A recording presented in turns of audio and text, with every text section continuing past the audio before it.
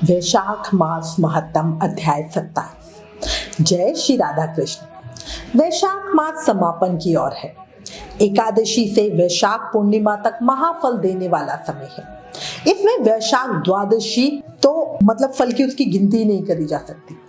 वैशाख त्रयोदशी से वैशाख पूर्णिमा को पुष्करणी तिथियां कहा गया है।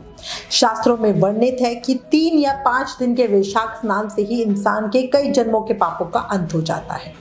इसलिए अभी भी समय है, विचार करो और इस समय का सदुपयोग कर लो।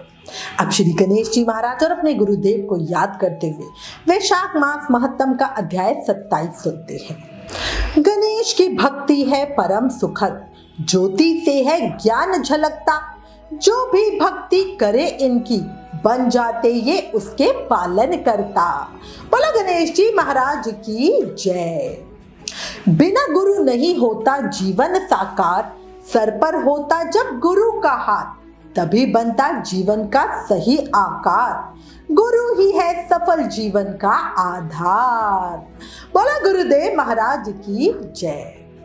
वैशाख मास महत्तम के अध्याय 26 में शंख मुनि और व्याध का संवाद हम सुन रहे थे, जिसमें वैशाख महत्तम की थोड़ी सी कथा सुनने मात्र से ही हाथी और सिंह को श्राप मुक्ति मिली।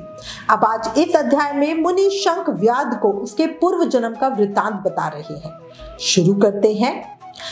ऋषि शंख व्याध से बोली, पूर्व जन्म में तुम वेदों के पारंगत विद्वान ब्राह्मण थे। शाकल्य नगर में तुम्हारा जन्म हुआ था। तुम्हारा गोत्र श्रीवत्स और नाम स्तंभ था। उस समय तुम बड़े तेजस्वी समझे जाते थे, किंतु आगे चलकर किसी वैश्या में तुम्हारी आसक्ति हो गई। उसके संग दोष से तुमने नित्य कर्मों को त्याग दिया और शूद्र की भांति घर आकर रहने लगे। तुम सदाचार शून्य, दुष्ट तथा धर्म कर्मों के त्यागी थी। तो भी उस समय तुम्हारी ब्राह्मणी पत्नी कांतिमती ने वैश्य सहित तुम्हारी सेवा की। वो सदा तुम्हारा प्रिय करने में लगी रहती थी। वो तुम दोनों के पैर धोती, दोनों की आज्ञा का पालन करती और दोनों से नीचे आसन पर सोती। इस प्रकार वैश्य सहित तुम्हारी सेवा करती हुई उस दुखीन ब्राह्मणी का इस भूतल पर बहुत समय बीत गया। एक दिन तुमने मूली सहित उड़द खाया और तिल मिश्रित खाने का भक्षण किया। उस आपाथे भोजन मतलब जो भोजन स्वास्थ्यवर्धक ना हो, वैसा भोजन उसने किया।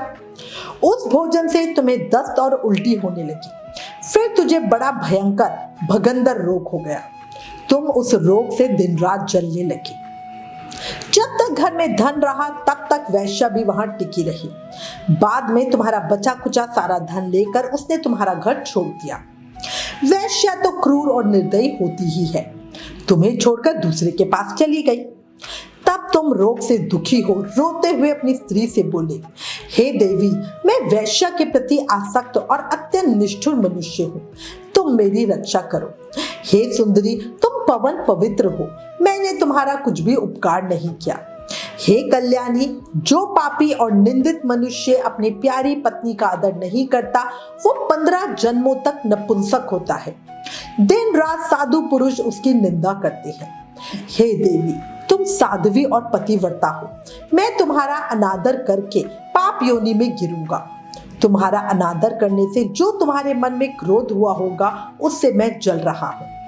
इस प्रकार तुम्हारे वचन सुनकर वो पतिव्रता हाथ जोड़कर बोली, हे प्राणनाथ, आप मेरे प्रति किए हुए व्यवहार को लेकर दुख ना मनाए, लज्जा का अनुभव ना करें।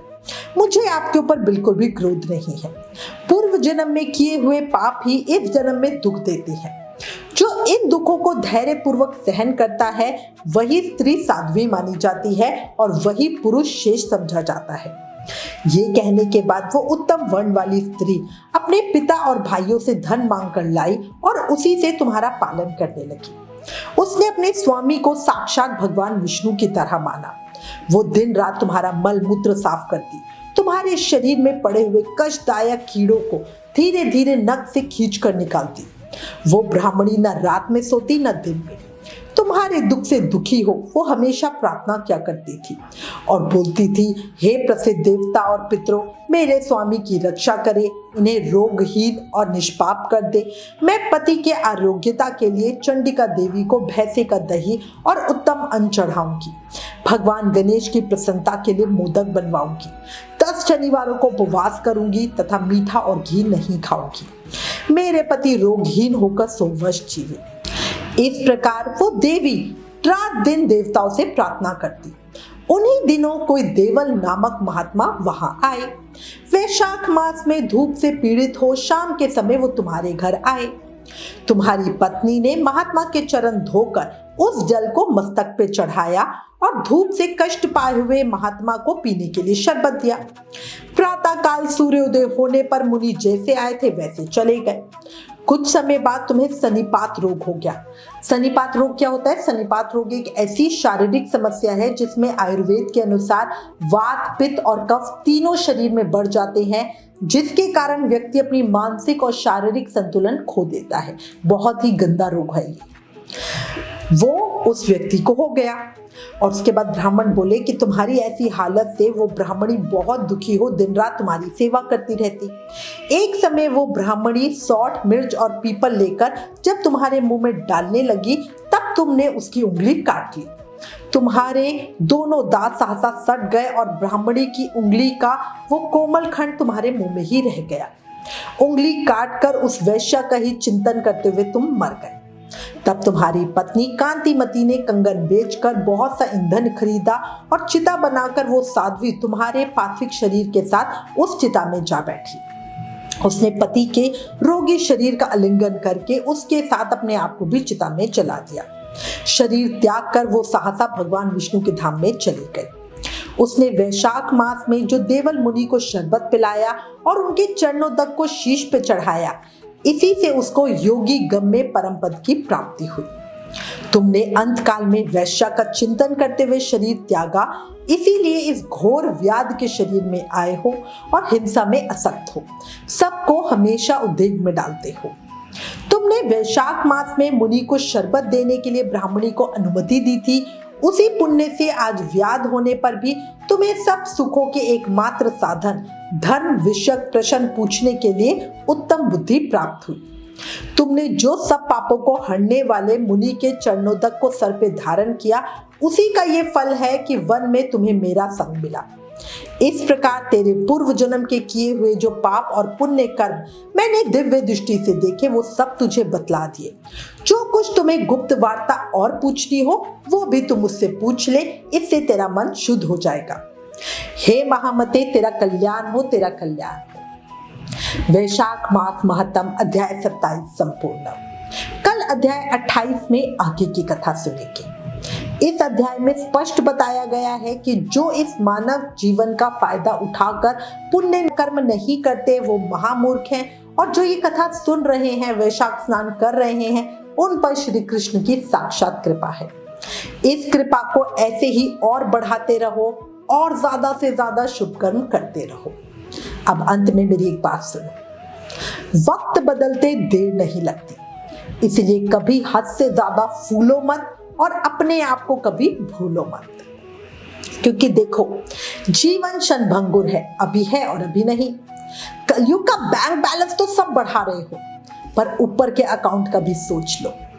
कर्मों के अलावा कुछ साथ नहीं जाएगा, बाकी सब यही रह जाएगा। विचार करो और अभी भी समय है, ज्यादा से ज्यादा नाम जाप करके जन्म मृत्यु के चक्र से मुक्ति पालो और हर समय, हर पल, हर सांस के साथ प्रेम से, मन से, भाव से जप करते रहो। हरे कृष्ण कृष्ण कृष्ण हरे हरे, हरे राम राम राम हरे हरे। याद रखो, कलयुग केवल नाम धारा। कलयुग में सिर्फ नाम जाप से ही कृष्ण प्रेम, भक्ति, मुक्ति सब पाया जा सकता है। वैशाख के अंतिम 5 दिन रह गए हैं। वैशाख महत्तम की इन वीडियोस को ज्यादा से ज्यादा शेयर करो ताकि और लोगों को भी वैशाख मास का प्रभाव पता लगे। Please like, share and subscribe. Thank you. जय श्री राधा कृष्ण।